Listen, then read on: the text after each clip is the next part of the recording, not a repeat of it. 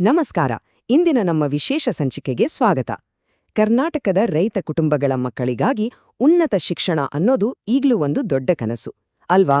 ಆ ಕನಸನ್ನ ನನಸು ಮಾಡೋಕೆ ಸರ್ಕಾರ ಒಂದು ಸೂಪರ್ ಯೋಜನೆಯನ್ನ ತಂದಿದೆ. ಅದೇ ರೈತ ವಿದ್ಯಾನಿಧಿ. ಬನ್ನಿ ಅದ್ರ ಬಗ್ಗೆ ಪೂರ್ತಿಯಾಗಿ ತಿಳ್ಕೊಳ್ಳೋಣ. ನೋಡಿ, ಇದನ್ನ ಕೇವಲ ಒಂದು ಸರ್ಕಾರದ ಸ್ಕೀಮ್ ಅಂತ ನೋಡೋದ್ ಬೇಡ. ಬದಲಿಗೆ ಹಳ್ಳಿಗಳಲ್ಲಿ ಹುಟ್ಟಿ ಆಕಾಶದೆತ್ತರಕ್ಕೆ ಬೆಳಿಬೇಕು ಅಂತ ಕನ್ಸು ಕಾಣೋ ಸಾವಿರಾರು ವಿದ್ಯಾರ್ಥಿಗಳ ಮಹತ್ವಾಕಾಂಕ್ಷೆಯ ಕಥೆ ಇದು ಅಂತ ಅಂದ್ಕೊಳ್ಳೋಣ. ಆದ್ರೆ ಈ ದಾರಿಯಲ್ಲಿ ಅವರಿಗೆಷ್ಟೆಲ್ಲಾ ಅಡೆತಡೆಗಳಿರ್ತಾವೆ ಅಲ್ವಾ? ಒಂದು ಕಡೆ ಯೋಚನೆ ಮಾಡಿ, ಹೊಲದಲ್ಲಿ ಬೆವರು ಸುರಿಸಿ ದುಡಿಯೋ ತಂದೆ ತಾಯಿ. ಇನ್ನೊಂದು ಕಡೆ ರಾತ್ರಿಯೆಲ್ಲಾ ಕೂತು ಓದಿ ಕಾಲೇಜಿನ ಮೆಟ್ಟಿಲೇರ್ಬೇಕು ಅನ್ನೋ ಮಕ್ಕಳ ಆಸೆ. ಈ ಎರಡು ಚಿತ್ರಗಳ ನಡುವೆ ಇರೋ ಅಂತರವನ್ನ ಕಡಿಮೆ ಮಾಡೋಕೆ ರಾಜ್ಯ ಸರ್ಕಾರ ಇಟ್ಟಿರೋ ಒಂದು ದೊಡ್ಡ ಹೆಜ್ಜೆ ಇದು. ಹಾಗಾದ್ರೆ ಏನದು ಪರಿಹಾರ? ಅದೇ ಮುಖ್ಯಮಂತ್ರಿ ರೈತ ವಿದ್ಯಾನಿಧಿ ಯೋಜನೆ. ಇದು ನಮ್ಮ ರೈತ ಕುಟುಂಬಗಳಿಗೆ ಹೇಗೆ ಒಂದು ದೊಡ್ಡ ಆಸರಿಯಾಗುತ್ತೆ ಅನ್ನೋದನ್ನ ನೋಡೋಣ ಬನ್ನಿ. ಸರಿ, ಹಾಗಂದ್ರೆ ರೈತ ವಿದ್ಯಾನಿಧಿ ಅಂದ್ರೆ ಏನು? ಇದು ರೈತರ ಮಕ್ಕಳು ತಮ್ಮ ಹೈಯರ್ ಎಜುಕೇಷನ್ ಮುಂದುವರ್ಸೋಕೆ ಸರ್ಕಾರ ಕೊಡ್ತಿರೋ ಒಂದು ಫೈನಾನ್ಷಿಯಲ್ ಸಪೋರ್ಟ್. ಇದರ ಅತಿದೊಡ್ಡ ಪ್ಲಸ್ ಪಾಯಿಂಟ್ ಏನಪ್ಪಾ ಅಂದ್ರೆ, ಯಾವುದೇ ಮಧ್ಯವರ್ತಿಗಳ ಕಾಟ ಇಲ್ಲದೆ ಹಣ ನೇರವಾಗಿ ವಿದ್ಯಾರ್ಥಿಗಳ ಬ್ಯಾಂಕ್ ಅಕೌಂಟಿಗೆ ಜಮಾ ಆಗುತ್ತೆ. ಇದೇ ಇದರ ದೊಡ್ಡ ಶಕ್ತಿ. ಈ ಯೋಜನೆಯ ಗುರಿ ಬರೀ ದುಡ್ಡು ಕೊಡೋದು ಮಾತ್ರ ಅಲ್ಲ, ಅದಕ್ಕಿಂತ ದೊಡ್ಡ ಉದ್ದೇಶಗಳಿವೆ. ನೋಡಿ, ಹಳ್ಳಿಗಳಲ್ಲಿರೋ ಟ್ಯಾಲೆಂಟೆಡ್ ವಿದ್ಯಾರ್ಥಿಗಳು ಹಣ ಇಲ್ಲ ಅನ್ನೋ ಒಂದೇ ಕಾರಣಕ್ಕೆ ಕಾಲೇಜ್ ಶಿಕ್ಷಣದಿಂದ ದೂರ ಉಳಿಬಾರ್ದು. ನಗರದ ವಿದ್ಯಾರ್ಥಿಗಳಿಗೆ ಸಿಗೋ ಹಾಗೆ ಅವರಿಗೂ ಸಮಾನ ಅವಕಾಶಗಳು ಸಿಗ್ಬೇಕು. ಇದೇ ಇದ್ರ ನಿಜವಾದ ಗುರಿ. ಓಕೆ, ಈಗ ಎಲ್ಲರಿಗೂ ಬರೋ ಮುಖ್ಯವಾದ ಪ್ರಶ್ನೆ ಅಂದ್ರೆ, ಈ ಸ್ಕಾಲರ್ಶಿಪ್ಗೆ ಯಾರೆಲ್ಲ ಅಪ್ಲೈ ಮಾಡಬಹುದು ಮತ್ತು ಯಾವ ಕೋರ್ಸ್ಗೆ ಎಷ್ಟು ಹಣ ಸಿಗತ್ತೆ? ಆ ಎಲ್ಲ ಡೀಟೇಲ್ಸನ್ನ ಈಗ ನೋಡೋಣ. ಮೊದಲನೇದಾಗಿ ನೀವು ಅರ್ಹರ ಅಂತ ಚೆಕ್ ಮಾಡ್ಕೋಬೇಕು. ಕಂಡೀಷನ್ಸ್ ತುಂಬ ಸಿಂಪಲ್. ವಿದ್ಯಾರ್ಥಿ ಕರ್ನಾಟಕದ ರೈತ ಕುಟುಂಬಕ್ಕೆ ಸೇರಿರ್ಬೇಕು. ಅವರ ತಂದೆ ತಾಯಿ ಹೆಸರಲ್ಲಿ ಕೃಷಿ ಭೂಮಿ ಅಂದರೆ ಜಮೀನು ರಿಜಿಸ್ಟರ್ ಆಗಿರ್ಬೇಕು.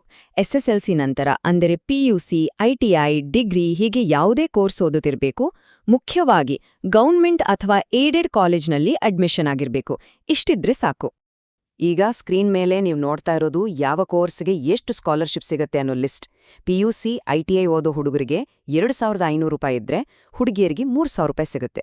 ಅದೇ ರೀತಿ ಡಿಗ್ರಿಗೆ 5,000ದಿಂದ 5,500, ಪ್ರೊಫೆಷನಲ್ ಕೋರ್ಸ್ಗಳಿಗೆ 7,500ದಿಂದ 8,000, MBBS ಇಂಜಿನಿಯರಿಂಗ್ನಂತಹ ಹೈಯರ್ ಕೋರ್ಸ್ಗಳಿಗೆ 10,000ದಿಂದ 11,000 ರೂಪಾಯಿವರೆಗೂ ಸಿಗುತ್ತೆ.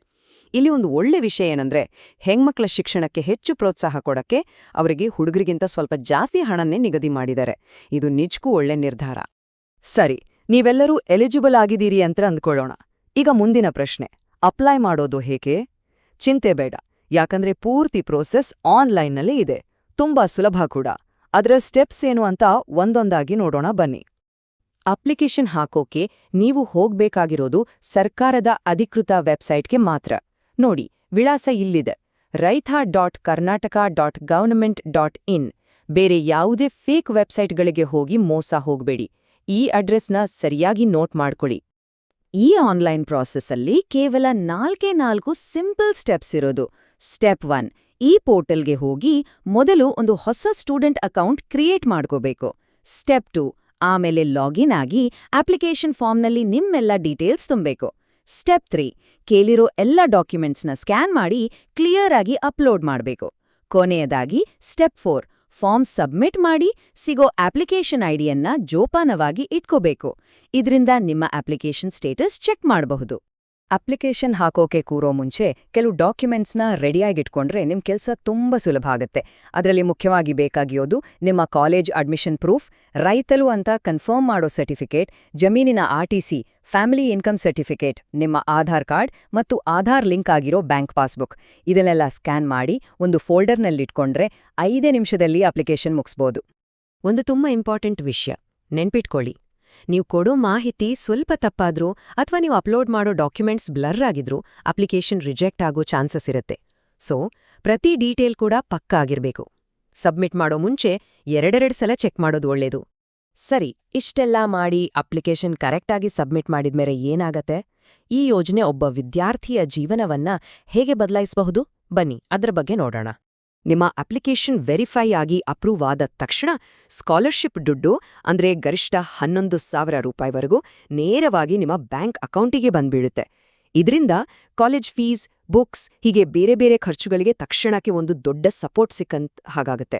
ಆಗ ವಿದ್ಯಾರ್ಥಿಗಳು ಬೇರೆ ಯೋಚನೆ ಬಿಟ್ಟು ಓದಿನ ಕಡೆ ಪೂರ್ತಿಯಾಗಿ ಗಮನ ಕೊಡಬಹುದು.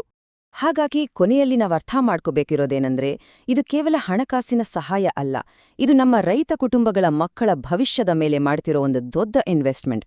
ಒಂದು ವಿದ್ಯಾವಂತ ಯುವ ಪೀಳಿಗೆಯನ್ನ ಕಟ್ಟೋ ಮೂಲಕ ಕರ್ನಾಟಕದ ಗ್ರಾಮೀಣ ಭಾಗದ ಭವಿಷ್ಯವನ್ನ ಇನ್ನಷ್ಟು ಬ್ರೈಟ್ ಆಗಿ ಮಾಡೋ ಒಂದು ಅದ್ಭುತ ಪ್ರಯತ್ನ ಇದು, ಅಲ್ವಾ?